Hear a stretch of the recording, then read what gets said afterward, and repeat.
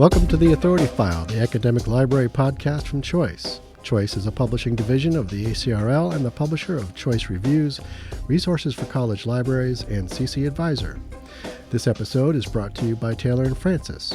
I'm Bill Mickey, the host of the podcast and the editorial director at Choice, and this next series debuts a new format for us here at the Authority File, where we're pairing up a Choice reviewer with an OAT award-winning author or editor.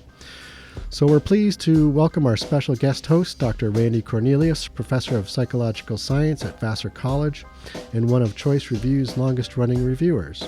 Dr. Cornelius has been reviewing with Choice since 1988. OATs, short for Outstanding Academic Titles, are an annual list of the best academic titles reviewed by Choice.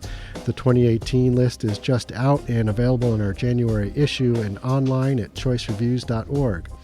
For more information about the Outstanding Academic Titles franchise, visit choice360.org.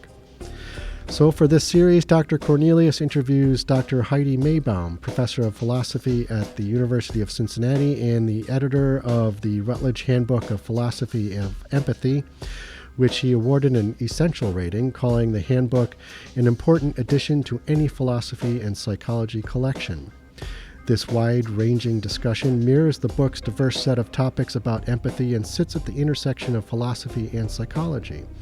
Doctors Cornelius and Maibom talk about the differences between cognitive and affective empathy, whether empathy can be considered an emotion, its relationship to altruism, and whether there is currently an empathy deficit in the United States.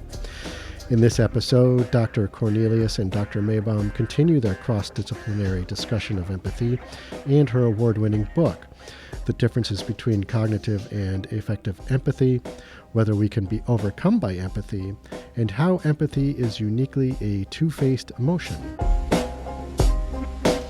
So, this leads me to a question about differentiating cognitive versus affective empathy.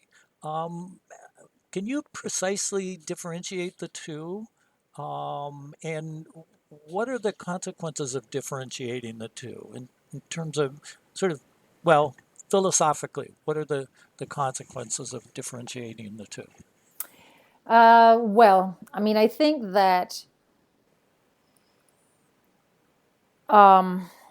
here's the common way of differentiating them, and the one that makes sense, it seems to me. Affective empathy includes necessarily affect, but it might also include cognition of an interesting sort. Cognitive empathy just doesn't involve the affective element. Okay.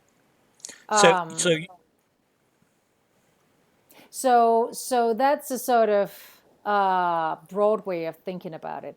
Now, personally, my own view is that if you think of cognitive empathy as perspective taking, affective empathy is a form of perspective taking. Because I think once we are in that emotional state, we have an incredible access to information about what the other person's experience is like, which is exactly what we're aiming for in perspective taking. So it's just adding affect. And it's not to say, I think that it depends a little bit on how you view what your interest is in dividing the field the way that you do, right? What is your interest in calling one thing affective versus cognitive? Now, I think if you're just interested in interpersonal understanding, it may not be that important to draw that distinction, because you can get understanding from the affect as well. But if you're interested, if for some reason you think that affect gives you motivation and pure cognition doesn't give you motivation, then it can be quite important for you to want to draw that distinction. You know what I mean? But in a way, the distinction is, to some extent, I would say, artificial. It's a way for us to sort of focus in on one aspect of a phenomenon in more detail.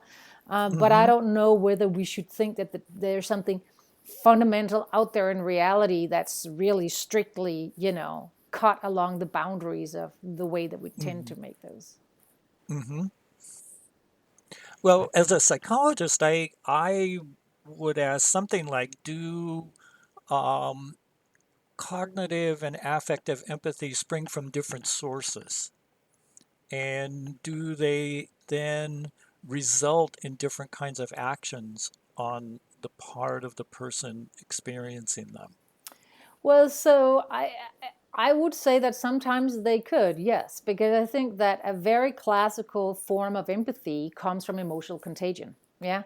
So Mm-hmm. or for instance, even more basically, right? You're with the other person. There's sort of some kind of low level imitation going on. Now there's emotional contagion. And now you become aware that you're feeling what you're feeling. And now you're aware that it's because Mm-hmm. the other person is feeling what they're feeling, right? So that way for empathy to arise is, I think, a very classic one. But then, of course, there are other ways that empathy can arise purely by my knowing what you're going through. I can come Mm-hmm. to experience empathy. And most of the neuroscience studies, in fact, are of that kind, right? Because people have to be in a scanner, so they can't Right, actually that's be right. with other people. So it's all cerebral, right, at that point. Mm-hmm. Or when you're actually consciously putting yourself in somebody else's position, right? So you're Right, thinking, okay, right. we had this weird interaction. Let me see, what would be going on with me if I were the other person, for instance, right? And Mm-hmm. then you can Mm-hmm. get to experience empathy that way. So, I think that there are like three very big roots to empathy, right? One of them is the more kind of, you might call it direct, through real interpersonal contact, through emotional Mm-hmm. contagion, and then through the imagination, and then through just knowing, as it were. Uh-huh. And Okay. so cognitive empathy applies to the other two, right? Very clearly to the Right. imagination and to the knowing, but not necessarily so much to that Okay. Okay. in the situation catching of the other person's affect. Mm-hmm. Mm-hmm. Yeah. Well, you've actually in a very clear way answered my next question, and that is it possible to experience one kind of empathy without the other? Yeah. I mean, So, it would be for you and I, right? We would experience one in different situations. But I mean, mm-hmm. I think it's an interesting question whether there might be psychiatric disorders or something like that where they could come apart. I don't know whether Mm-hmm. that's Mm-hmm. possible. Mm-hmm. Mm-hmm. Okay. So, focusing on affective empathy for a moment, does affective empathy literally mean that our bodies, that our sympathetic nervous systems and different patterns of neuronal arousal in our brains are literally in the same state as those with whom we're empathizing? Um, well,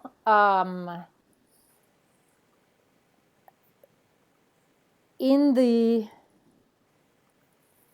well, I mean, I guess there's sort of two parts to that question, right? First Mm-hmm. of all, the question would be, to experience empathy, must you experience affect in a way that's physically based, almost sort of like a Jamesian type view? Yes. I Yes. am sympathetic to that Mm-hmm. type of view. Um, I mean, I don't know whether we necessarily want to rule out that there could be cases in which it seems like you're experiencing empathy, but your body isn't engaged quite in the right way. But if we just look at Mm-hmm. the central cases, I would say yes to that. Mm-hmm. And I think we've got a sort of a lot of interesting evidence that suggests that, right? I mean, I think empathy Mm-hmm. obviously comes in degrees, right? Sometimes you experience more of that emotion and sometimes not very much, right? And so Mm-hmm. there would be differences that way. Now, when it comes to our body and our brains being the same state as somebody else's body and brain, I think that that might be too stringent a demand just because there are physiological Mm-hmm. differences between people and there are brain differences. But what you Right. want is that you want it to be the case that the emotion that would be classified as anger for you Mhm. and that sort of Right. activation would be, in the ideal case, what we would call anger for the other person with their physiological reaction and their brain activity, right? Mhm. Mhm. Now, I also think we don't want to, I think, certainly I don't want to be too fascist about Okay, I'm experiencing irritation, the other person experiencing anger, so that's not empathy. I think that there are these sort of core ideal cases where we would use the same emotion word for the two Right. people, and that's the sort of classical case. But I think that you can go out a bit from there, Mm-hmm. Mm-hmm. um, and still call it empathy.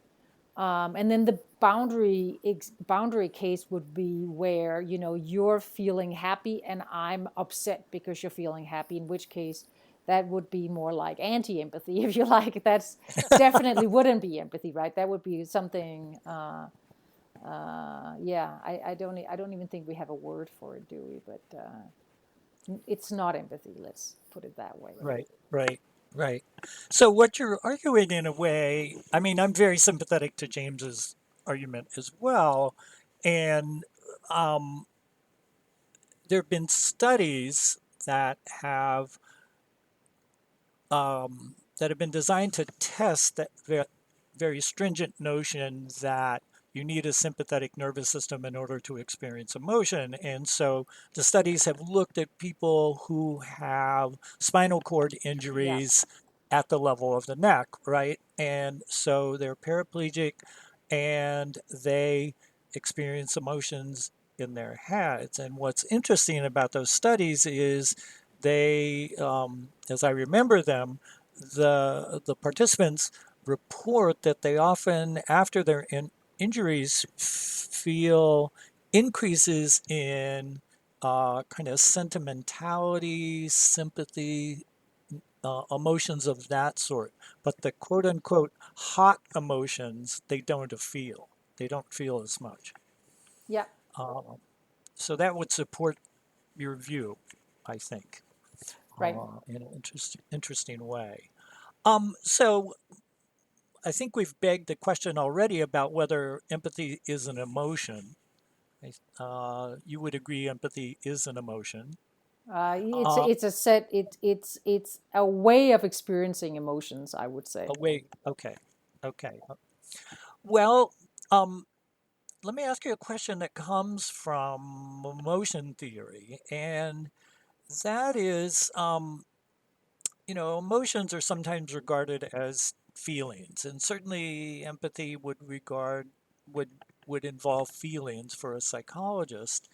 And when some emotion scientists think of emotion, they think of our experience of emotions as one in which we are passive with regard to the emotion. That is, we're overcome by the experience. Um, are we overcome by empathy in the same way, let's say, we might be overcome by anger? Well, so I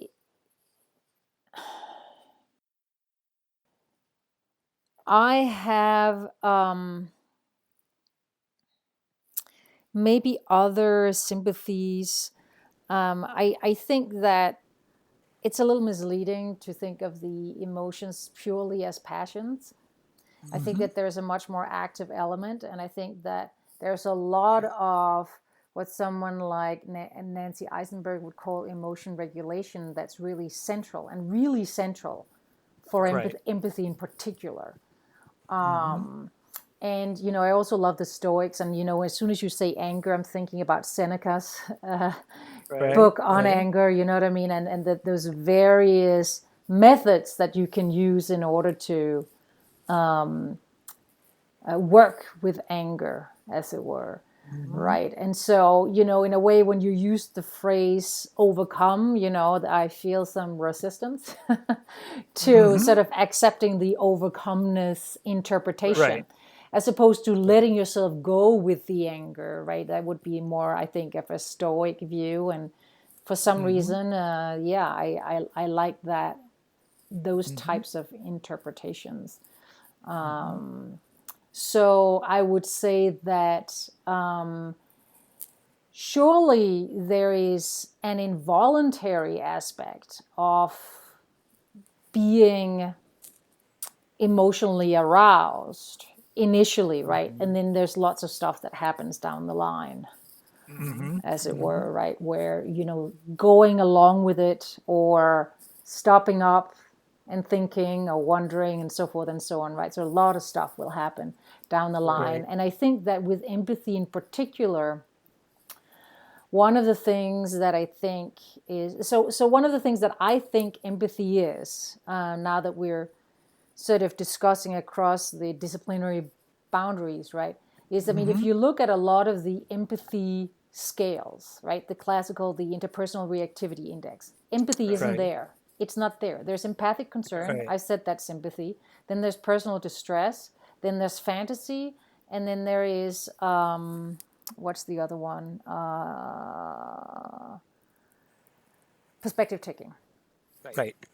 Personal distress is going to be the closest one to empathy, right?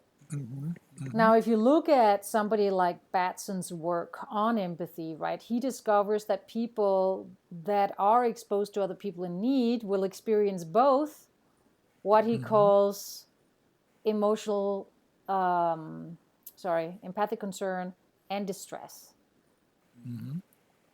Then when you look at the distress response, people will report feeling distressed both for themselves and the other. And then for some reason, the distress response in psychology has become personal distress. People only talk about personal distress. They don't talk about empathic distress anymore. And so I think that actually personal distress is that's where empathy is. But empathy is a two-faced emotion. It's two-faced because you're actually experiencing it, but you're experiencing it for the other person. So there is a sort of weird kind of, not exactly confusion, I would say, because you should be clear that you're experiencing it because of the other person, but you're still experiencing the distress, right? Right. So I think that personal distress and empathic distress is part of empathy. And now the question is, how do you resolve that fundamental tension between the discomfort of you being distressed and then the awareness that the other person is really the target here that needs to be, as it were, operated on. And I think a lot of that is in emotion regulation and in the cognitive element, right? And so that's really what resolves that conflict. And sometimes you see people who are more egoistic. My suspicion is they get empathically aroused, and then the conflict gets resolved on the personal distress thing. It becomes personal. They're like, well, I'm upset. That person is making me upset, right? So they might say, I don't want to talk to you because when you're sad, I get sad and I'm sad all day and I don't want to be sad, right? That's a classical sort of resolution in that direction, right? A resolution in the other direction would be, I don't feel so comfortable, but the other person is in need and I should be paying attention to them. And so that's the fundamental tension, and that's why the cognitive stuff is so important, I think, in empathy. And I agree with you 100%. There's an interesting tension in emotion science among psychologists about this whole passivity experience that, behind it is actually emotion as an action. That is something that we do. Right. We act on the world, right? And that starts at the moment we perceive another person or an event that generates an emotion in us. So yeah, there's a lot of interesting things that could be said there.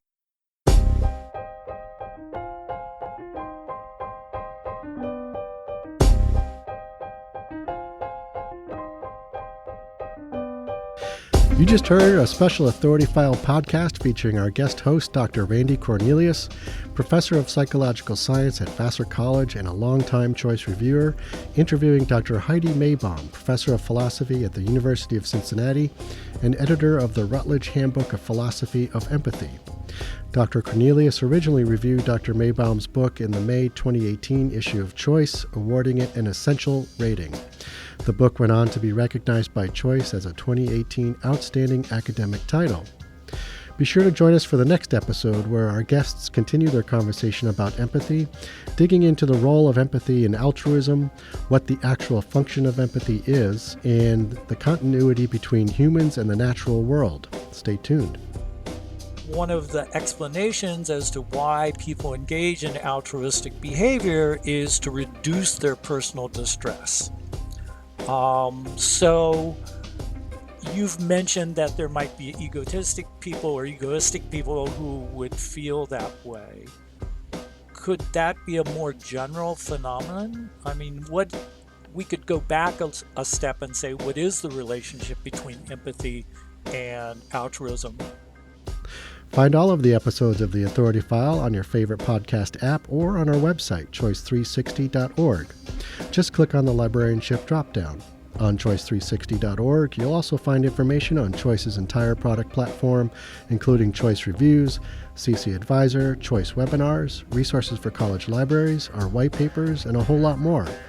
A great way to keep up with the Authority File is to join the Choice Authority File Facebook group, which you can access via the Choice Reviews Facebook page.